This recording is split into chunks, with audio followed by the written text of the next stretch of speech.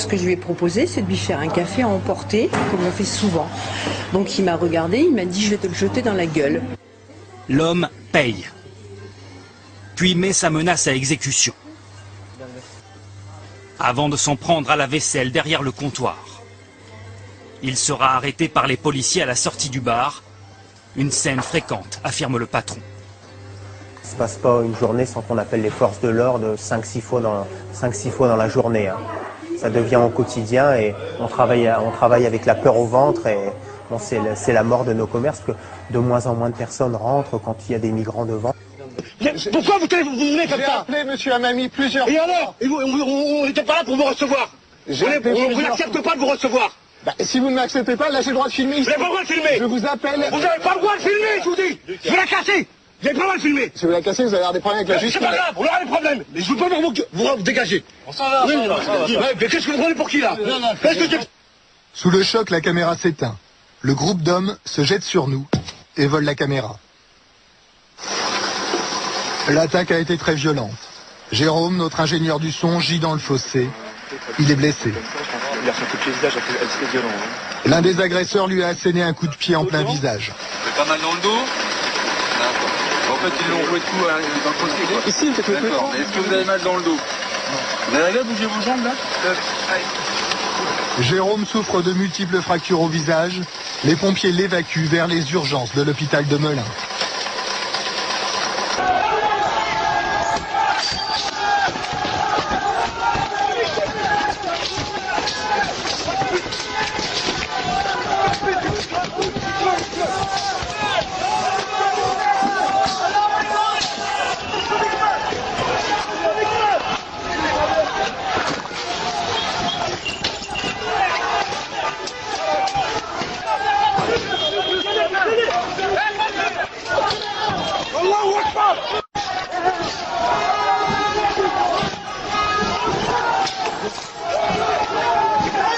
Marie est avec nous maintenant au 32-16. Bonjour Marie. Bonjour les grandes gueules. Infirmière dans les Bouches-du-Rhône. Tout à fait. Je ne m'éloigne pas ni des jeunes ni des gens, etc. parce que c'est pas mon fait. Donc je fréquente de nombreux milieux. Je peux vous dire que j'ai entendu niquer la France toute la journée. Et que ça les intéresse absolument pas. C'est une guerre religieuse. C'est pas autre chose. Qu'ils aient 12 ans et que j'entendais quelqu'un sur votre antenne dire ce sont des enfants. Vous plaisantez? Vous voulez les affronter, là, les enfants? Celui qui a dit ça, là, le petit rigolo, là, vous devriez venir les affronter et voir ce qu'ils font, les petits enfants, et ce qu'ils sont capables de faire. Parce que tous ces gens qui parlent, j'en reviens encore à la discussion que j'ai eue avec vous il y a quelques mois, vous voyez ça de très loin, vous voyez ça à travers la presse, vous ne voyez pas ça en vrai. Et on ne peut pas défendre des gens qui sont indéfendables. Si vous devez le savoir, ce qu'ils sont capables de faire, ces gens-là. Hein. Mais quand vous dites ces gens-là, c'est quoi? Il y a un petit canal, on a vu jeter un sac, on a essayé de le récupérer, voilà, il y avait un chien égorgé, plein de sang, etc. Voilà, il y a des combats de chiens, c'est tout juste s'ils n'y mettent pas des minots au milieu. Alors qu'on vient de me dire c'est des enfants, écoutez, vous me faites doucement rire, quoi. Voilà, vous me faites doucement rire. Une fois, il y avait mon pote, il était en cours, et la prof, elle était enceinte, il lui a demandé ses stylos, elle lui a arraché les stylos, lui, il l'a poussé, elle est tombée sur son ventre. Après, elle a eu un arrêt maladie ou je sais pas quoi, et lui, il s'est fait virer. Des attaques contre les profs, on en trouve aussi sur Dailymotion. Comme cette petite animation où un élève insulte sa prof de français en s'inspirant du dessin animé South Park. Oh putain, Ali Abdelmalouk, t'as vu cette vieille moche? Oh merde, ouais, elle m'a l'air bien conne celle-là. Ta gueule, Mamadou. En tout cas, on va lui faire sa fête à notre nouvelle prof de français. Plus grave, l'auteur du clip met en scène l'assassinat de sa prof de français. Objectif, comment tuer sa prof de français. Ta gueule, pétasse. Bien fait pour ta gueule.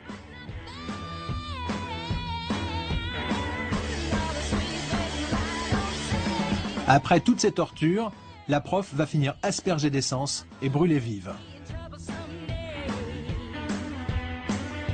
Décédé le 9 février 2008, regretté de personne. Le collège Henri Vallon sous le choc après l'attaque au couteau et au sabre japonais. Vers 14 h, un groupe d'adolescents a tenté d'assassiner plusieurs membres du personnel de l'établissement à l'aide d'armes blanches. Parmi la dizaine d'agresseurs, un ancien élève qui aurait voulu se venger. 16 décembre dernier, lycée professionnel d'Étampes. Un élève se jette sur la jeune enseignante en plein cours. Karen Montetoutin reçoit 7 coups de couteau. Son agresseur a 18 ans. Est-ce que vous allez pouvoir tourner la page? Le traumatisme est tel que le verdict ne semble pas l'apaiser. Les 7 coups portés contre Karen Montetoutin étaient mortels. Pour l'avocate générale, l'intention de tuer comme la préméditation ne font aucun doute. Elle requiert 15 ans. Je suis éducateur, que dois-je faire face à ces jeunes issus de l'immigration qui ne souhaitent pas vivre avec des blancs? Avancer ou pas l'heure de fermeture des bars, c'est toute la question. Dimanche vers 4 h du matin, devant le bar des Trois Petits Cochons, une vingtaine de jeunes ont frappé les passants à coups de battes de baseball et de barres de fer. De la violence gratuite sur fond de racisme anti-blanc. On déplore une dizaine de blessés. On met toujours la focale sur les quartiers populaires. Les quartiers populaires sont en déficit de connaissances, de conscience politique. Il faut les éduquer, etc. Et on occulte complètement le reste de la société et ses privilèges. Les privilèges du reste de la société. Et moi j'ai envie de dire, c'est le reste de la société qu'il faut éduquer. C'est le reste de la société à qui il faut dire, par exemple, ne serait-ce que sur la question de l'histoire, c'est le reste de la société occidentale, enfin de ce qu'on appelle nous les sous-chiens, puisqu'il faut bien leur donner un nom, les blancs. Quand tu dis tout, la pierre, et le rouge. Ah, je te montre. Arrête, quand tu dis, wesh. Non, mais c'est pas bien. Je dis, jour à chaque fois, il boit pas. Arrête de mentir, hein, pas bien. Je vais te démonter, moi. Sur un mec, je vais te démonter, moi. Je rigole même pas avec toi. Si, vas-y, courant. Non, ne me parle pas. Sur un mec, je vais te démonter, moi. Écoute bien. Je bois même plus. Hey, tu te mets encore une barre sur le torrent. À la dame socialiste qui est près de vous, qu'elle vient d'habiter dans mon quartier, à Montpellier. Qu'il y a beaucoup d'immigrés derrière. Je suis près d'une école maternelle et du primaire. Moi, comme les autres, on se fait insulter par des enfants qui sont au primaire, de salles françaises, de putes de françaises. Françaises, on t'écrasera. On nous crache dans la figure dans la rue quelquefois. Mais qu'on arrête, quoi, de donner... À chaque fois, il y a des élections, c'est ça. Moi, je suis d'accord avec le monsieur qui est passé avant moi. Parce que bon, ce sont des gens qui roulent en belle bagnole, la drogue, c'est tous les semaines qu'on en ramasse dans ce quartier. Bon, enfin bref. Et moi, on m'a brûlé ma voiture. Je gagne 1000 € par mois, madame. Et mon fils m'a donné 2 voitures d'occasion et on les a fracassées. Je ne dis rien à personne. Et en plus, dans mon bâtiment, il y a un couple de Marocains et il y a 2 avec la burqa qui viennent là, qui sont mariés avec des Européens. Et vous croyez pas que ça fait peur, ça? Mais moi, j'avais mon petit-fils chez moi. Mais Simone, il a pleuré. Oui, mais le droit de vote, donc vous dites qu'il ne faut pas leur donner le droit de vote, c'est ça? Non, ça je ne veux pas. Bon. Ça je ne veux pas. Alors, on va revenir. D'accord, merci d'être intervenu.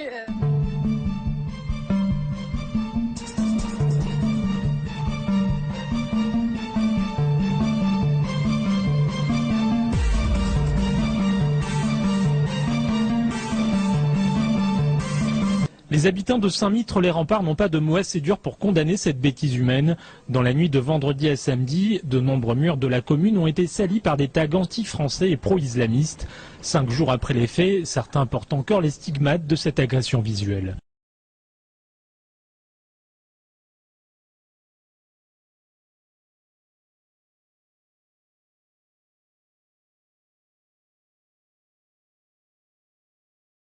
La situation est la suivante. En France aujourd'hui, le communautarisme avance et s'étend et la République recule partout.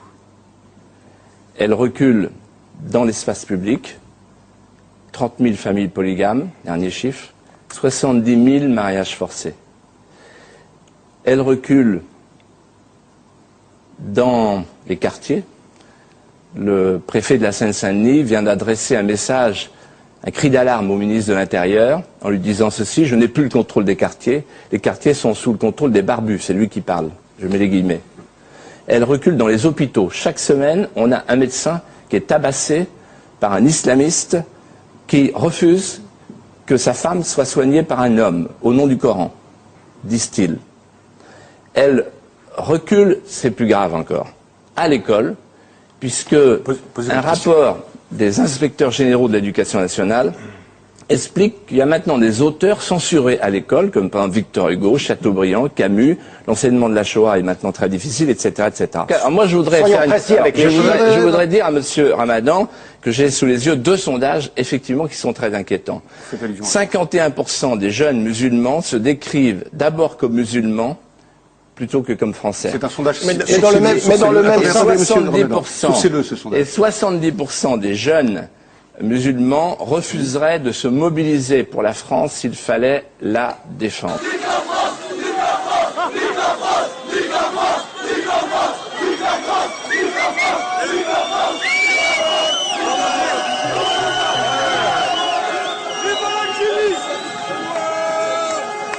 La consternation à Villeneuve-Saint-Georges dans le Val-de-Marne. La nuit dernière, le drapeau français à l'effigie de la ville, suspendu à côté de la mairie, a été brûlé et remplacé par un drapeau algérien. Il y a un agent de la RATP qui lui dit « Vous n'avez pas votre billet, monsieur ?» « Non, j'ai pas mon billet. » Il lui faut un coup de boule. Et ensuite, avec les portables, vous avez 200, 300 personnes, et puis c'est l'émeute, on casse les magasins, etc. Ça veut dire que on a l'impression qu'il y a 200, 300 personnes qui disent non, non, mais la police, qu'est-ce qu'elle fait là? Elle n'a pas le droit d'entrer, on est chez nous. C'est-à-dire qu'il y a un territoire qui s'appelle la Gare du Nord qui devient une espèce de territoire en extraterritorialité. Alors moi, je ne peux pas l'accepter. Vous vous rendez compte que des candidats, comme moi, on nous dit, comme à Nicolas Sarkozy d'ailleurs, il faut faire attention si vous allez dans les cités sensibles. Ça veut dire qu'en fait, on a aboli les frontières extérieures de la France et elles se sont reconstituées à l'intérieur. Non, il y a un territoire français. Vous avez parlé de bande ethnique pour la Gare du Nord. Vous maintenez cette... Tout à fait, parce que vous savez ce qu'ils criaient? Ils criaient en direction des commerçants et il y a des rapports de police, et c'est dans le journal Le Monde d'hier, ils criaient « sale blanc ». Et donc, sale blanc, sale français, nique la France. Donc je trouve que c'est absolument intolérable et que sur le territoire français, eh bien, il y a l'unité de la République, il y a l'unité territoriale de la République, il n'y a pas l'apartheid, il n'y a pas des territoires interdits, il n'y a pas les territoires perdus de la République, et moi je veux reconquérir les territoires perdus de la République. À l'annonce de l'hymne national, des sifflets. La chanteuse lame d'origine tunisienne ravale sa tristesse, elle ira jusqu'au bout de son interprétation.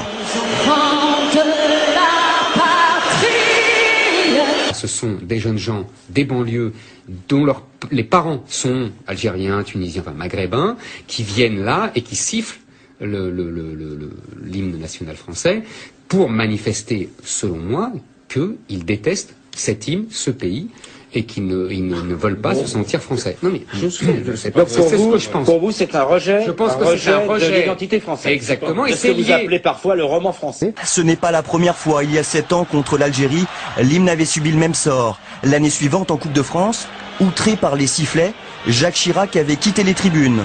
Professeur Yanis Roder, professeur d'histoire dans un collège ZEP de Seine-Saint-Denis, qui a écrit un livre qui s'appelle Tableau noir, qui dit « Dans mon collège, de très nombreux élèves, une quinzaine par classe environ, c'est quand même la moitié de la classe, expriment une volonté affichée de désaffiliation nationale. Ils portent des sweatshirts aux couleurs du Maroc, écrivent Algérie en force sur leurs trousses, disent que la Marseillaise que je leur fais apprendre en 4e n'est pas leur hymne ou que ça ne sert à rien.